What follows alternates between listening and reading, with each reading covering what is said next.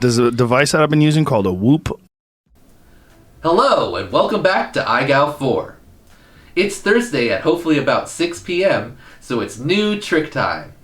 We are already on week 6 of IGOW4. Wow, time really flies when you have 20-plus hour live streams to do every weekend. This week's featured sponsor is BetaFPV, and the weekly challenge is titled the BetaFPV Rubik's Cube. We'll get into those details shortly. Skittles has been working with BetaFPV since 2018, back when the Beta75X was the first bind-and-fly brushless whoop ever introduced to the FPV market. This is the Beta75X.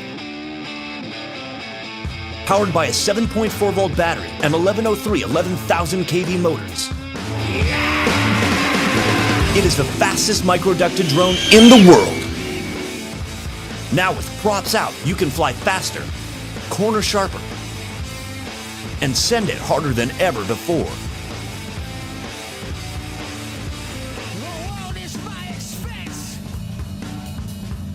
Get yours today because they go fast. Really fast. And you don't want to be left behind. Order yours today at BetaFPV.com. Battery included. Skittles made that 90s style commercial to help promote the Beta75X release, and since then brushless whoops have taken over the whoop community, and the technology and pilot skill have both progressed at incredible rates. I don't want to get into a whole history of brushless whoops right now, but if you are interested in that, be sure to check out Skittles' In the Loops interview on the Infinity Loops channel. There should be a link on screen or maybe in the description below. In the last 5 years, BetaFPV has become one of the biggest manufacturers of whoop and larger drone products. Beta makes drones for everyone from beginners to seasoned professionals. Their Cetus X ready-to-fly kit is perfect for anyone just beginning their FPV journey.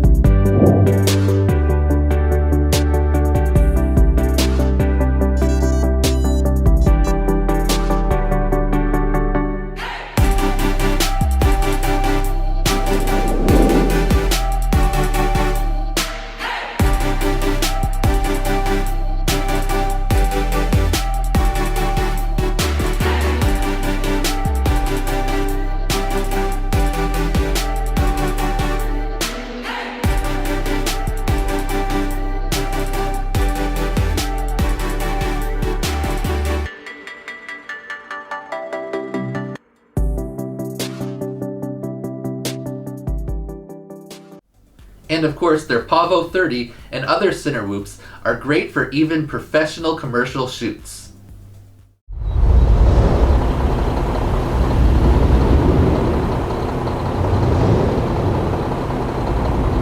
Best drills in golf. Statistically, how's Adam performing on the greens this season? Since Riviera, Adam's up almost 100 spots in stroke gain. Oh yeah, 21.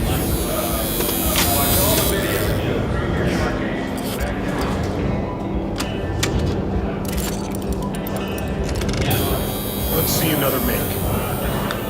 Balance on this is so nice. Which one you grabbing back there? Let's go with the Chrome Soft X. Yeah, that'll pair well with the Odyssey. That'll be good. It responds really well. Agreed. It's important to capture that information on the range. So the free ride standard, the different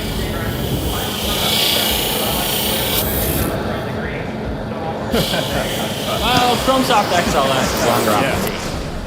Fits his game perfectly. Get a whoop perfect for your FPV needs at BetaFPV.com. Okay, now let's get into the details of weekly challenge number 6, the BetaFPV Rubik's Cube. This week's challenge features 3 new required tricks. Of course, the Rubik's Cube, the Cubik's Rube, and the Inverted Yaw Spin. Let's go out to Stickcam Dan, and he will explain these 3 new tricks and how to approach them, especially if you've never attempted them before. Thanks, IGOW Studios, Dan. I'm here at the local high school football field because there's a ton of airspace if you're not familiar with these tricks, so you have plenty of time to pull them off with individual parts. So, we're going to go over the Rubik's Cube, which I just showed, the Cubik's Rube, and the Inverted Yaw Spin. And if you were here for the preseason, you know what we want to start with when we're trying our inverted tricks, and that is segmented flips and rolls. So you want to pop up wherever you are, cut throttle, do a half flip or a half roll, hang inverted for as long as you can, and then complete the half flip or roll, because a part of the challenge requirement is that you finish the half flip or your roll for each of these types of inverted tricks. So if I do a half right roll, then I hang inverted, then I have to complete the half right roll for the Rubik's Cube, Cubik's Rube, and Inverted Yaw Spin. So just do one of each. Back flip, and of course a left roll. So you want to see how long you can hang upside down before you have to catch yourself. The more time you have, the easier the tricks will be to do. So for the Rubik's Cube, you're going to do start, pop up, cut throttle, half flip, full roll, and then complete the half flip. So you can do it either direction, either flip or roll. You just have to complete the flip or roll to complete the trick. And then the Cubik's Rube is just the same thing, but the opposite. You're going to do a half roll, full flip, and then complete the half roll. So again, either direction is fine. Just make sure you complete the half roll. All right, and finally, the Inverted Yaw Spin has a little bit of an extra requirement in it. So after you pop up, you can do a flip or a roll to get inverted to this one. Then you have to 360 yaw and then complete the flip or roll. So you can do a flip or a roll into this again, but while you're spinning the 360 yaw, you must have the horizon stay on the sides of the screen. If you flip too far, often what will happen, that was actually a pretty good one.